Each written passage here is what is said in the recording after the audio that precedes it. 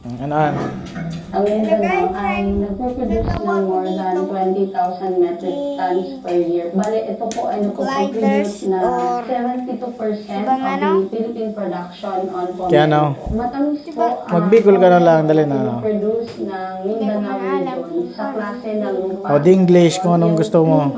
At yung fertile na soil ay napakamainam po para sa production ng pomelo.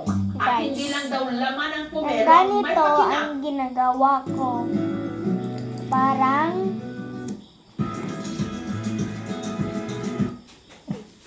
Pakinabang. Parang sasakyan. Pala. dae.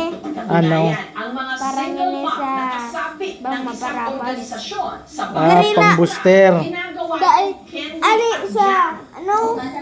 Ano pala nito? Sa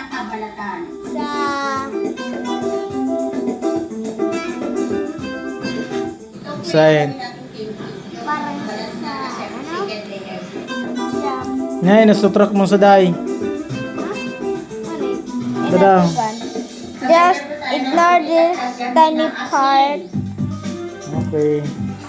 Papaitan ba talaga yan sa video? Ah, sa YouTube. Bilag ko sa YouTube. Ng balat. Okay.